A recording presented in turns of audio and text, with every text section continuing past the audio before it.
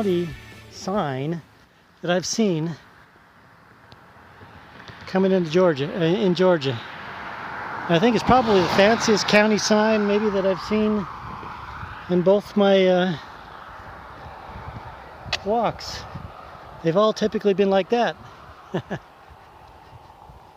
So Lowndes County. You might have noticed it said a defense county. I think Moody Air Force Base is just right over that way. If I remember from the old days, I think it's a fighter base. Tactical Air Command, I think. All right, let's continue on to Naylor. And speaking of Naylor, it reminds me of a name of a restaurant back from where I'm from. Over in San Juan Capistrano, over by the mission over there. It was right along the freeway. Denise, if you're watching, Linda, Kelly, well, Linda, Kelly, and Chris, you might not remember. But Denise, anyway, you might remember Tiny Naylor's right there off of the freeway and Ortega Highway. Tiny Naylor's. It was right up there on the hill for years and years and years and years and years.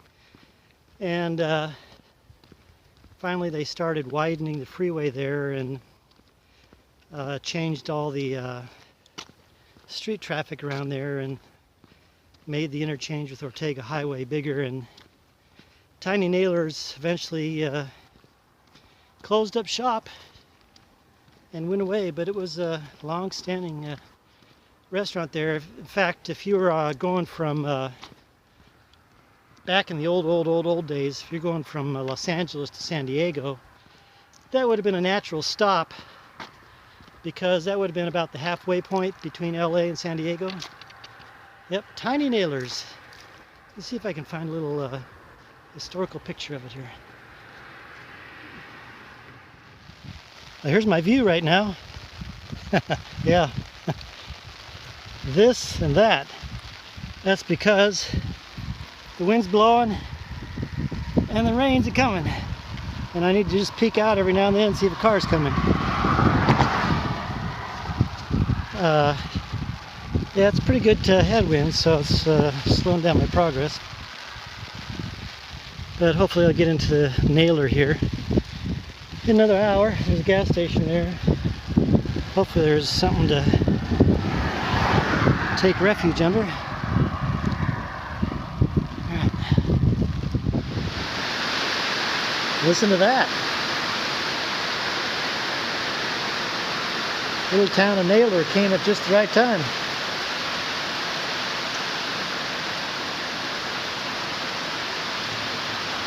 Supposedly this rain is supposed to end in an hour and poof, it all clears up.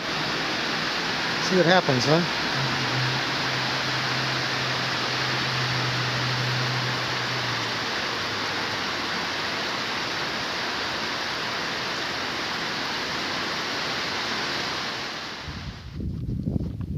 Well, just like predicted, that rain did stop during the 12 o'clock hour. And not as predicted, but one of those nothing happens by chance type of things again. On this road here, there is a road grader I just passed. So he's been grading the road. Perfect timing. Otherwise, I think I would have had a pretty sloggy mess walking through here. But now it's nicely bladed and packed. So I'm making pretty good time, even though it's fresh from a wet rain, or it's wet from a fresh rain.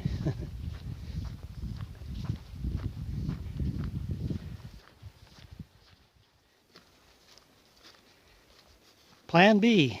Who would have thunk somebody was down there at that cemetery where I was going to go? I don't think they were camping, but somebody was down there nonetheless. So I gotta find a spot around here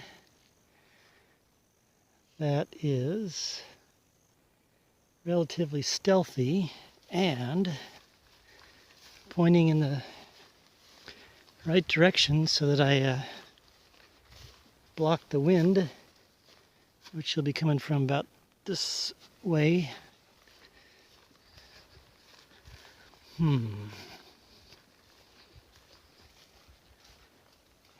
This would be nice and hidden here if I can just find a open spot.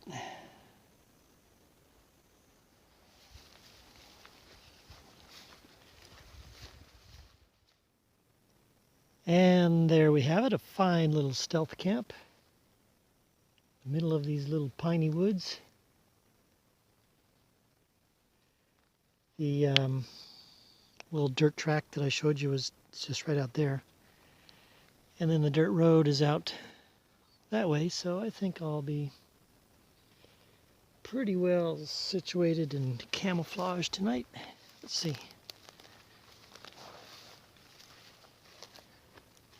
Odds are no one's coming out here anyway. Yep. All right. Nighty night. Good morning. Well, I don't know if I'm imagining things or what. Last night after I got all set up, down there about a mile, I heard a truck drive up to the gate where that gate was across that little road, and they started sounded like they were undoing the lock and the chain on the gate, but evidently not. They just stayed there for a little bit, and then I was imagining, well, maybe there was a trail cam there that I missed, and so they were getting the card out of it or something. So anyway, the night went on. Didn't think anything more of it. Then this morning I purposely got up at dark 30 just to get all packed up, ready to go. Trying to get out before sunrise. And then heard a truck again driving up to that gate. And this is before the sun even rose. And looked like they were they had stopped there and were looking around in flashlights, or a flashlight, and then I didn't see any movement for a bit, and I didn't hear the truck move on, so I figured, maybe somebody's waiting there. You're probably getting a lot of wind noise right now. Let me try this.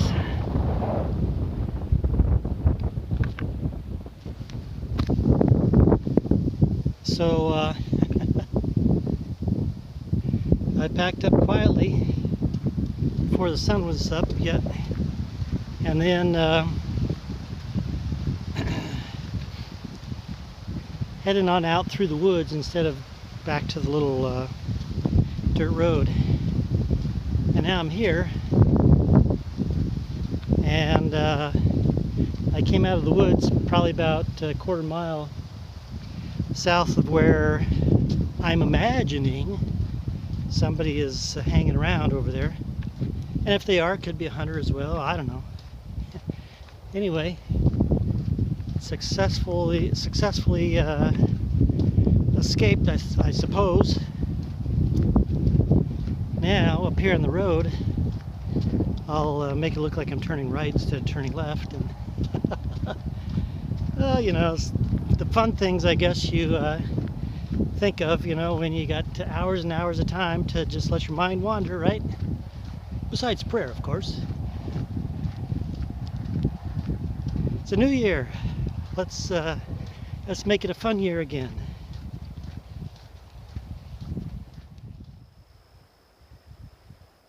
Here's something that would be fun. What do you think? Should we play chicken with that train that's coming? See how long we can stand here? Nah, I'm not going to do that. But I will take a picture of it.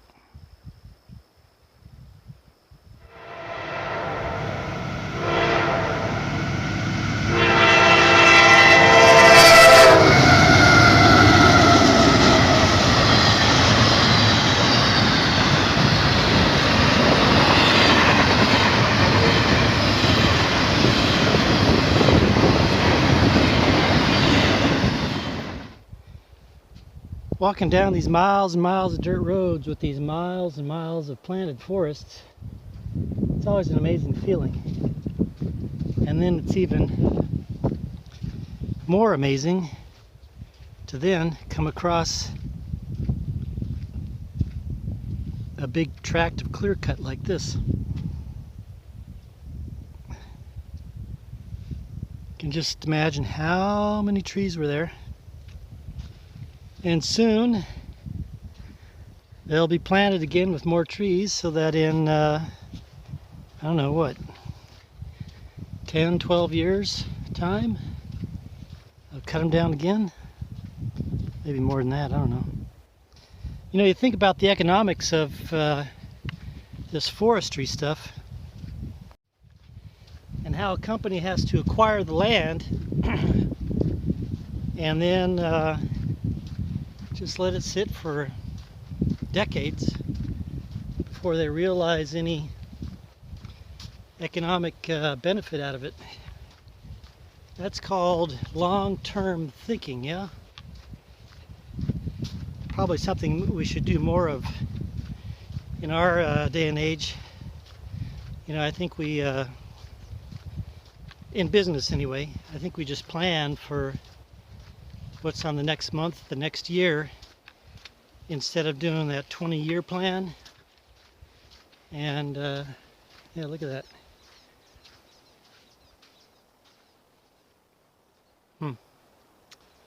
Interesting stuff. Uh-oh, I got caught. It's Sergeant Anglin with the Eccles County Sheriff's Department. He caught me walking alongside, but you know what? We've been talking alongside the road for, shall I let him know? Are you going to get in trouble? No, I won't get in trouble. We've been talking alongside the road for about an hour, so, but he's a good cop, and you know, everybody, when you see things about, am I free to go, and are you detaining me? Knock that stuff off, because the cops are your friends, right? That's right. So, yeah. That's right. 100%. And he's one of the good ones. So thank you very much, Sergeant Anglin. All right, thank you. All righty. So again, that was Sergeant Anglin from the Eccles County Sheriff's Department. We had a nice talk. Over an hour. I want to say almost 2 hours, but it was definitely way over an hour. We got talking about all sorts of stuff.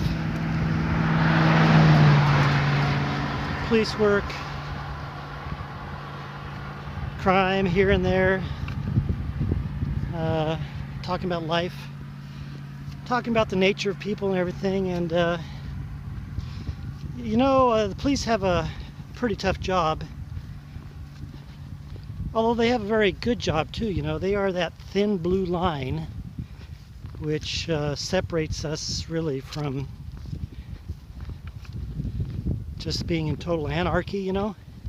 So their job is really one that's it's really needed and it's really valuable.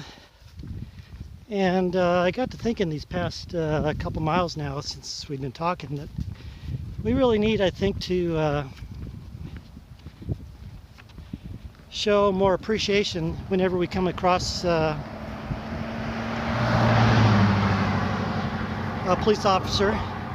You know, just tell them thank you for your service. Thank them for your job.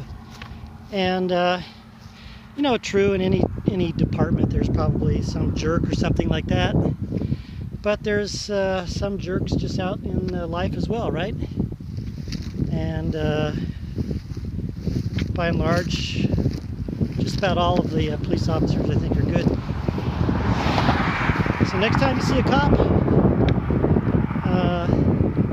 tell them thank you, and you know, say a prayer for them maybe, and maybe that prayer will be the prayer that's going to save them from being in harm's way that day. And also maybe that prayer is going to help that citizen that they come in contact with to keep them from harm, whether it's an innocent citizen, you know, just somebody just speeding or needs help or whatever, or whether it's a bad guy or whatever. Let's just show a little bit more love to everybody, right? Love you, man.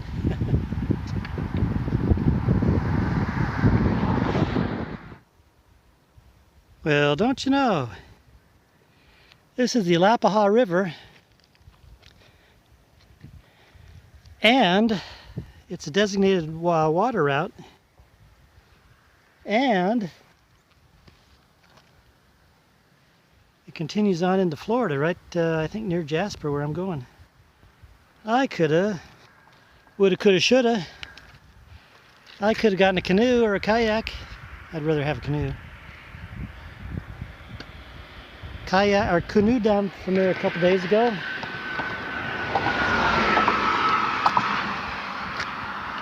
Now that would have been interesting. Maybe I'll have to put that on the bucket list of things to do. You know, when I retrace my route. The Alapaha River. Okay, into Statenville.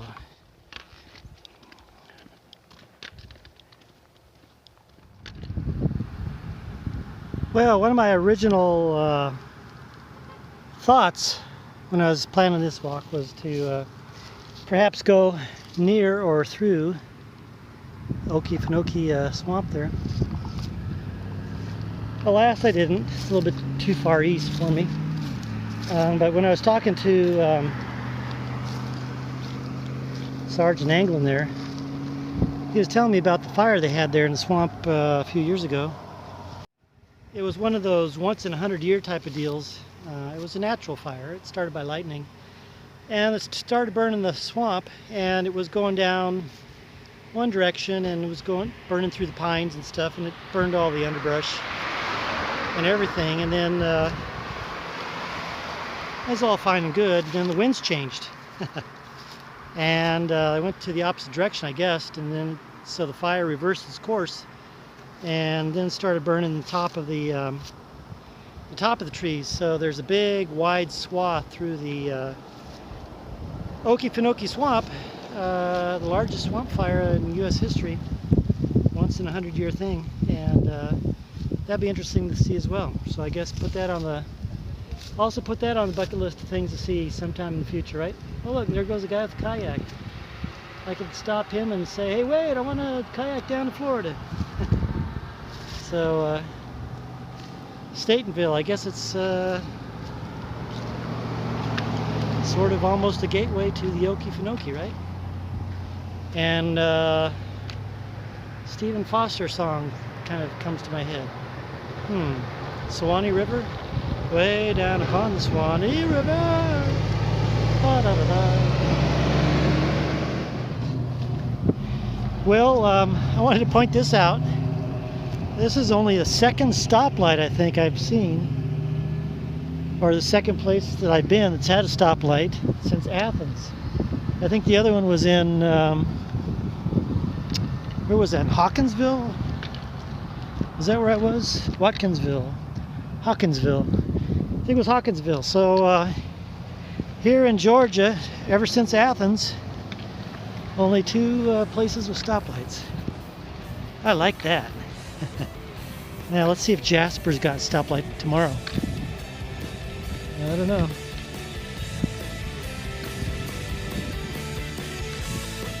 You remember Al from North Carolina? Well, he's emailed me and he said that guess what?